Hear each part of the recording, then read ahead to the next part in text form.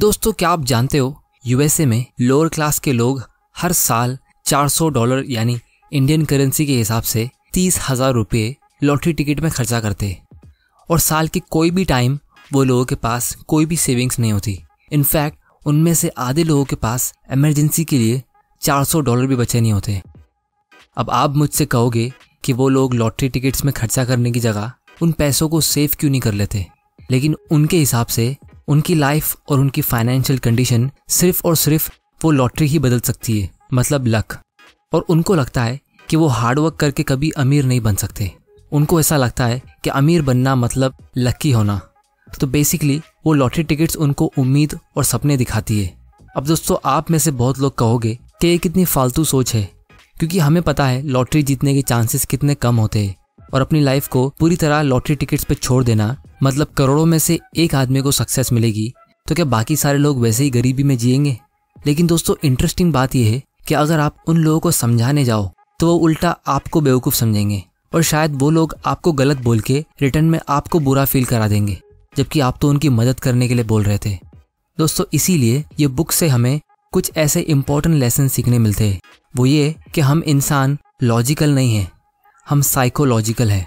क्योंकि दोस्तों सबको यही लगता है कि आज की तारीख में वो एकदम परफेक्ट फैसला ले रहे हैं अपनी लाइफ के लिए, लेकिन फिर भी जब कुछ साल गुजर जाते हैं और जब लोग पीछे पलट कर देखते हैं तो वो यही सोचते कि काश उन्होंने कुछ ऐसा कर लिया होता तो उनकी लाइफ कुछ और होती।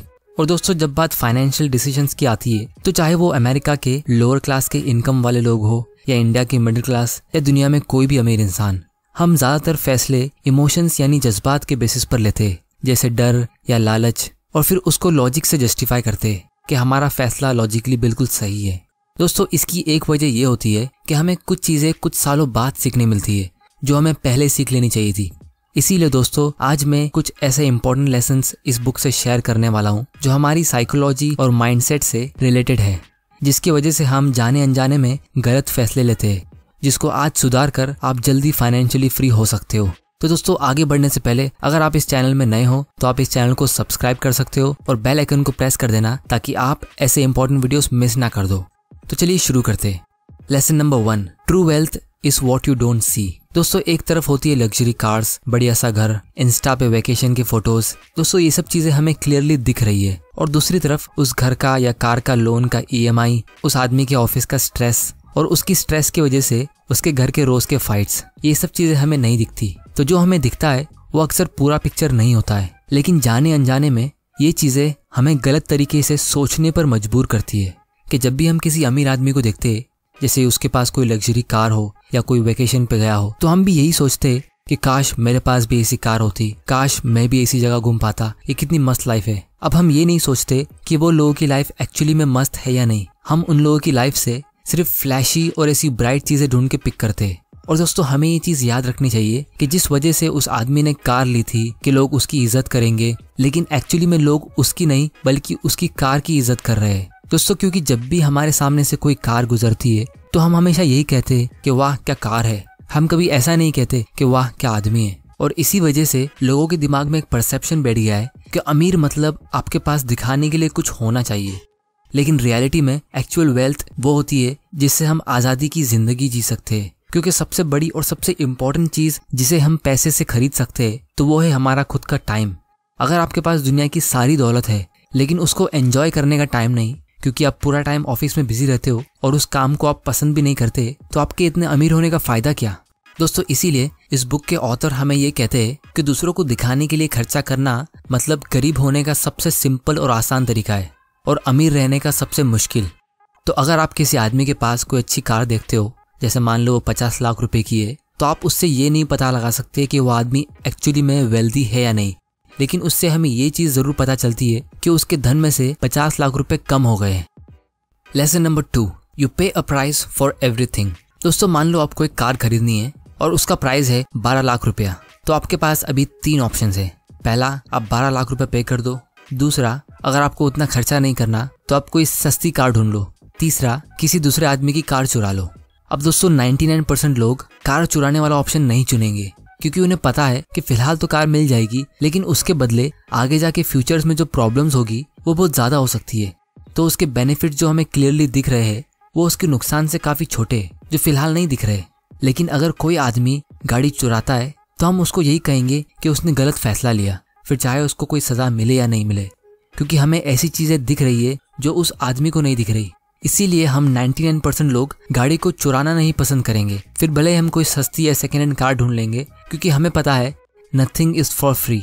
उसी तरह जब आपको अमीर बनना है और इन्वेस्टिंग से अपने पैसों को ग्रो करना है तो आपके पास दो ऑप्शन है। या तो आप अपने पैसों को ऐसी जगह इन्वेस्ट करो जहां आपको सबसे ज़्यादा लॉन्ग टर्म फायदा होगा, यानी अच्छा रिटर्न्स मिलेगा, जैसे ऑथर कहते हैं इंडेक्स फंड में या डायरेक्ट स्टॉक्स में। लेकिन उसके लिए आपको उसको सीखना पड़ेगा, उसका प्राइस वही है, और ये प्राइस आप डॉलर्स या रुपीज़ में नहीं पे करोगे, बल्कि डाउट, अनसर्टेनिटी, थोड़ा टाइम देके उसके बारे में सीख कर पे करोगे।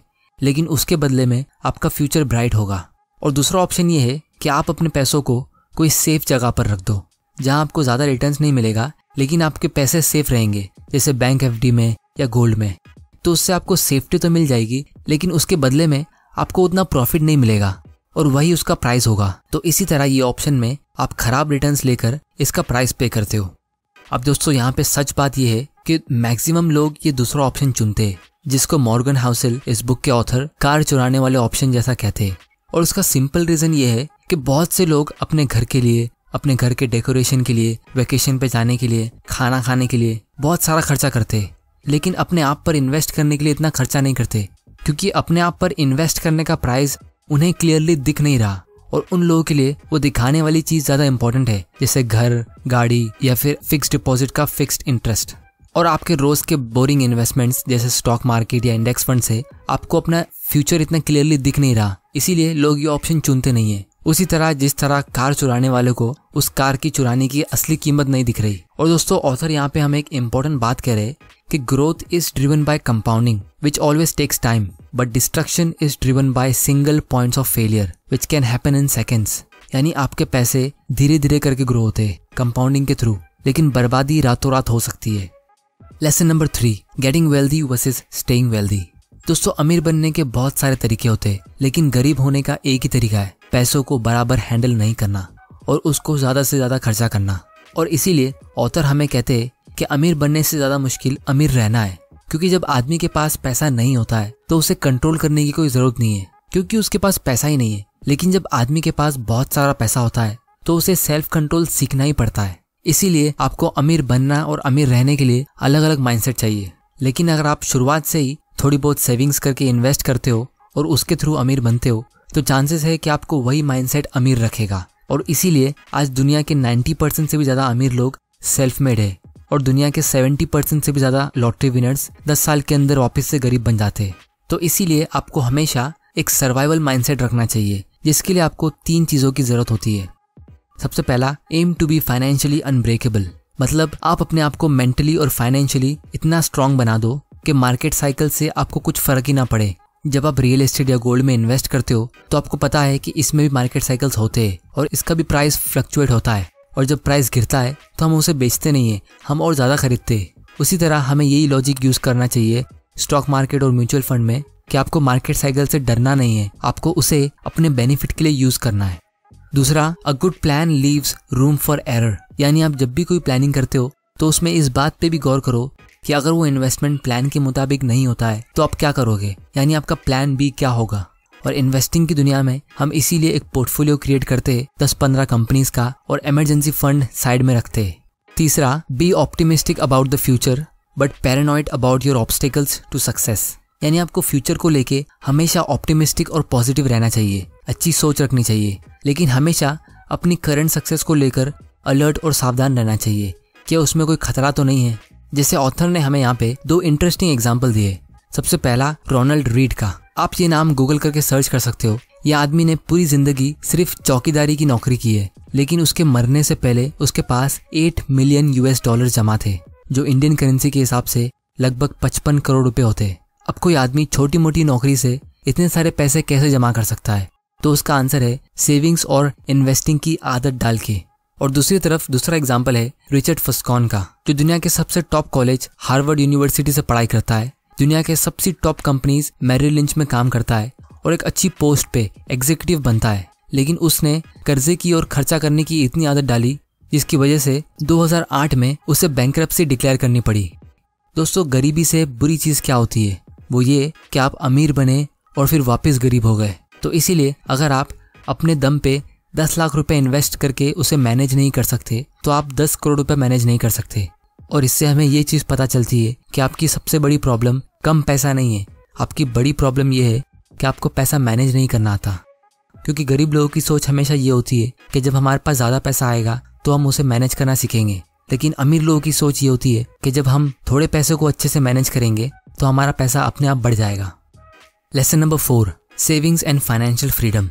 दोस्तों, दुनिया में 3 टाइप के लोग होते हैं। एक वो जो सेव करते, दूसरे जिन्हें लगता है वो सेव नहीं कर सकते, और तीसरे जिन्हें लगता है उनको सेव करने की ज़रूरत ही नहीं। आई एम श्योर आप तीसरी कैटेगरी में नहीं आते हो क्योंकि आप ये वीडियोस देख रहे हो। दोस्तों, हम सेविंग्स के बारे में बहुत सुनते। आपको बचपन से आपके पेरेंट्स ने कहा होगा कि पैसे सेव करा करो, लेकिन ये सेविंग्स इतनी इंपॉर्टेंट क्यों है? क्योंकि हर एक रुपया जो आप सेव करके इन्वेस्ट करते हो वो आपका फ्यूचर का वो टाइम खरीदता है जो शायद किसी और ने खरीद के रखा था। तो इसीलिए ऑथर के हिसाब से अगर आपकी सैलरी कम भी हो तो भी आप अमीर बन सकते हो, लेकिन अगर आप सेविंग्स करते ही नहीं हो तो आप कभी अमीर बनोगे ही नहीं। लेसन नंबर 5 और सबसे इम्पोर्टेंट, मॉर्गन हाउसेल के लाइफ टिप्स। सबसे पहला, अपने सारे फाइनेंशियल डिसीजंस इंडिपेंडेंटली लो। ये सोच के नहीं कि मुझे किसी को दिखाना है या किसी ने किया था इसलिए मुझे भी करना है। Advice number 2, live below your means. क्योंकि सबसे बुरी चीज़ अगर आप कोई कर सकते हो तो वो ये है कि आप अपने फ्यूचर की कमाई को आज ही खर्चा कर दो। Advice number 3, derive pleasure from free और लो कॉस्ट एक्टिविटीज़ जैसे एक्सरसाइज, रीडिंग, पॉडकास्ट, लर्निंग। क्योंकि ज़िंदगी के असली मज़े फ्री और छोटी मोटी चीज़ों में जो रोज़ होती है, और इससे आप हेल्दी भी रहोगे, वेल्दी भी रहोगे और वाइज भी रहोगे। Advice number 4, maintain 20% of cash as emergency. वो इसलिए क्योंकि जब भी स्टॉक मार्केट में क्रैश होता है तो आपको अपने इन्वेस्टमेंट को कम पैसे में बेचने की ज़रूरत नहीं पड़ेगी, आप अपना इमरजेंसी फंड यूज़ कर सकते हो। Advice number 5, the first rule of compounding is to never interrupt it unnecessarily. आपकी actual wealth long term investing से ही ग्रो होगी, कंपाउंडिंग के थ्रू, लेकिन उसकी कंडीशन ये है कि आप उसे बिना रोक टोक के कंपाउंड होने दो। Advice number 6, every investor should pick a strategy that has the highest odds of successfully meeting their goals. और ऑथर के हिसाब से इंडेक्स फंड लोगों के लिए सबसे बेस्ट चॉइस है। Advice number 7, 3 key elements of Housel's approach, a high savings rate, patience and long term optimism. क्योंकि दोस्तों, बहुत सारे लोग सपने देखते हैं कि उनको करोड़पति लोगों वाली लाइफ जीनी है, दुनिया में बेहतरीन जगह घूमना है, लेकिन एक्चुअली में उनके बोलने का मतलब ये होता है कि उन्हें करोड़ रुपया खर्चा करना है, जो उनकी कही हुई बात से बिल्कुल ऑपोजिट है। क्योंकि अगर आप अपना करोड़ रुपया खर्चा कर दोगे तो करोड़पति कैसे कहलाओगे? तो दोस्तों, आज की वीडियो में इतना ही। अगर आपको ये वीडियो से कुछ सीखने मिला तो इस चैनल इन्वेस्ट माइंडसेट को सब्सक्राइब कर लेना और बेल आइकन को प्रेस कर देना ताकि आप ऐसे इंपॉर्टेंट वीडियोस मिस ना कर दो। और दोस्तों, कमेंट के जरिए आप मुझे बता सकते हो कि मैं नेक्स्ट वीडियो कौन सी टॉपिक पे बनाऊं। अगर आपको ये वीडियो पसंद आया तो इसे लाइक करिए, नहीं पसंद आया तो डिसलाइक करिए। आपका वैल्यूएबल टाइम देने के लिए thank you and good bye.